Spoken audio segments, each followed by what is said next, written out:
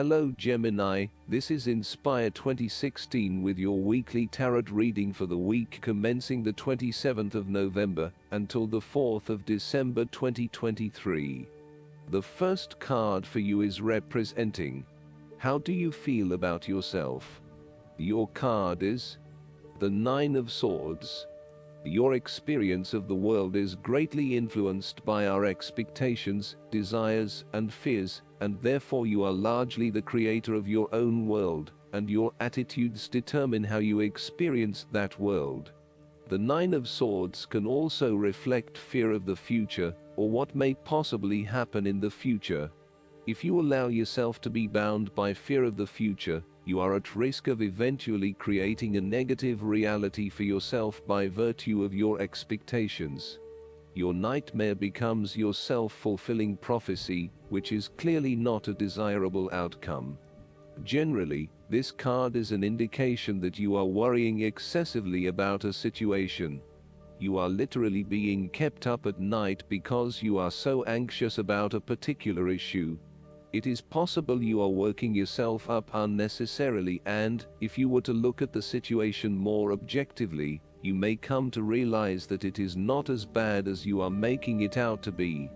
In fact, all that worry and despair is what is making it worse, so rather than fretting about it, do something to change it. Although most people experience fear, frustration, and uncertainty at some point in their lives, you should not allow those negative emotions to immobilize you or keep you from pursuing your goals with enthusiasm and hope. Expect at least some level of uncertainty in the future, and draw upon your inner strength to remain as flexible and adaptable to that uncertainty as possible. The Nine of Swords can also indicate that you are being incredibly hard on yourself, putting yourself down or engaging in negative self-talk. For every mistake you make, you blame yourself and become worked up and angry at yourself for messing up again. So, ask yourself why you are being so hard on yourself. How are you putting yourself down, or what is the source of your depression? What can you do to make yourself feel better? The second card for you is representing: what do you want most right now? Your card is the Four of Swords. What do you want most right now is a period of rest and recovery after a time of challenge, with the promise that, once recovered, you can and will return to the challenge. In the meantime, the Four of Swords provides a new challenge to stay silent and inactive. This is the time to build up your mental strength. Meditate and spend time in a calm atmosphere. You need to replenish your strength and spend time in spiritual thinking. You need to rest and relax. The Four of Swords is a reminder that after every crisis and before every new challenge, there is always a time of relaxation and contemplation. Constant stress and tension will break even the hardest and most resilient of people, but brief periods of rest enable you to refresh your energy, concentration, and focus, ready for the next challenge. These rests should be used wisely, to heal the body and ready the mind. The Four of Swords is also a sign that you can stop worrying, put down your defenses, and take a breather from the chaos around you. For the moment there is a truce, and you can catch your breath without being attacked again. However, bear in mind that a truce and peace are not the same thing. The Four of Swords is a guarantee that challenges will return to your life as soon as you are ready to face them, so make the most of the stillness and quiet you have earned, but never lose sight of the fact that the battle is not yet over, and that there is still work to be done. This card suggests that now is the time to rest from some difficult times, perhaps the trauma of breakup or departure, relationship or family problems, financial and health worries, stress and conflict. Take a break. This is also not the time to make decisions, particularly when you are at your most vulnerable. In a practical sense, the Four of Swords is an indicator that you need to have some time out from your current circumstances, to reflect and review your progress so far.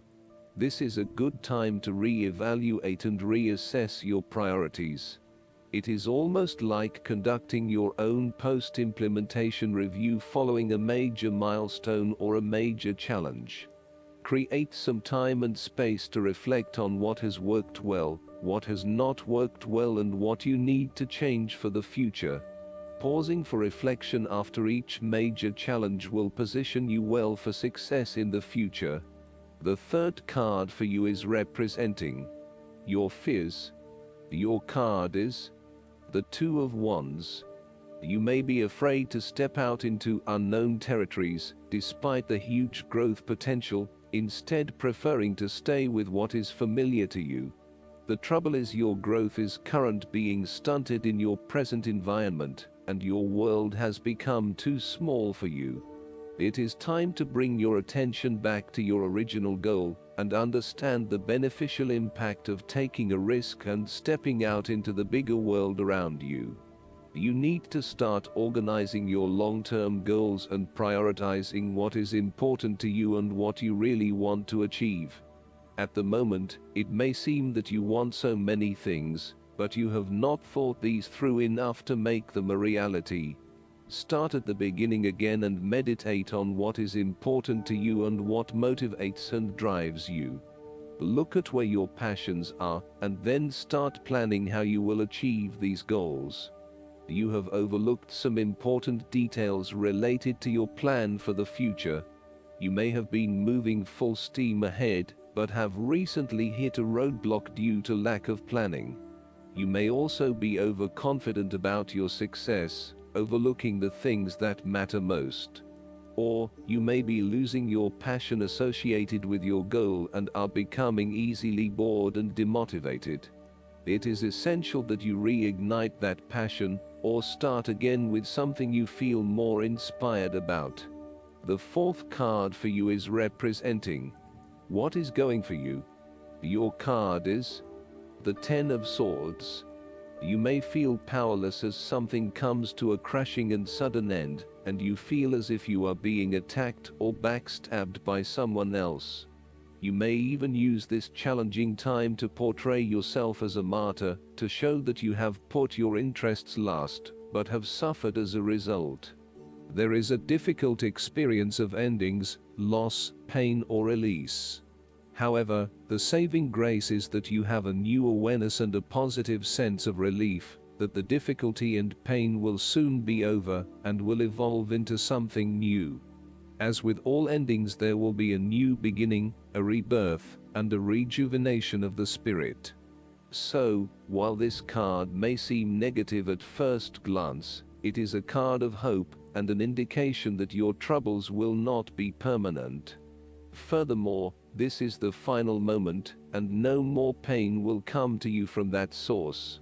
It is darkest before the dawn, and as gloomy as it looks, the sun will rise again. It can only get better from here. The Ten of Swords is about letting go and accepting your current circumstances. You no longer resist change but allow it to happen, even if it causes some initial pain and hurt to you. You accept that there must be change in order to facilitate renewal, and you allow it to occur rather than fighting it. After a painful situation, it is a signal to pick yourself up off the ground, and to reflect upon what happened to you and why, and what you can learn from the experience. The Ten of Swords is a sign that the pain and hurt you have endured has not gone without purpose. The positive power within you can be used to learn from your pain and draw wisdom from defeat. The fifth card for you is representing what is going against you. Your card is the Seven of Pentacles. You are afraid that your efforts may be scattered at this time, and you are starting to question whether or not you are investing in the right areas. You may be outlaying some initial money on things that will not actually deliver results. So, the opportunity here is to examine your current and planned investments, both financial and time, and make sure that you are going to see a return on those investments. Use a prioritization system to ensure that you do not waste time and money on areas that will not deliver results. Similarly, the Seven of Pentacles indicates that even though you may continue to invest a lot of energy into a specific situation, you may not reap the rewards you are looking for. As such, this card calls on you to prioritize your activities very carefully. You need to do a cost-benefit analysis on the major tasks involved to bring your project to fruition, as there are certainly a number of tasks that are currently taking a lot of your time and energy, but are not bearing the rewards you are seeking. Take stock of what you still need to do and focus only on those things that will get you to where you want to be. You may find that there are a lot of things that you get involved in that are just not value-add. For example, email and meetings are huge time wasters if not used effectively. Try to get down to the 20% of tasks that deliver 80% of the value, and focus on these, rather than investing your time in tasks that do not deliver any results. As a key strength, the Seven of Pentacles can indicate that you know when to stop investing in something when you are seeing little return. Some people are inclined to keep persevering at something, even if it is not working out, just because they have already invested a lot of time, energy, or money into it.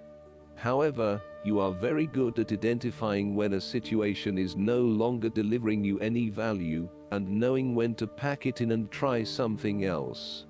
In a relationship reading, the Seven of Pentacles indicates that you have been working very hard on laying the foundations for your relationship, but now, for some reason, you are concerned that you are going to lose all of that.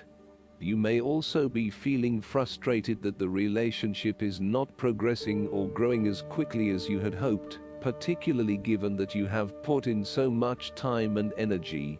Sometimes you can pour your heart and soul into something, but it does not always mean that there will be results. You may come to the realization that it just is not worth your time, and no matter how much you try, the relationship is going to continue to hit roadblocks.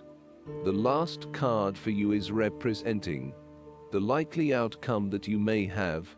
Your card is the Queen of Wands.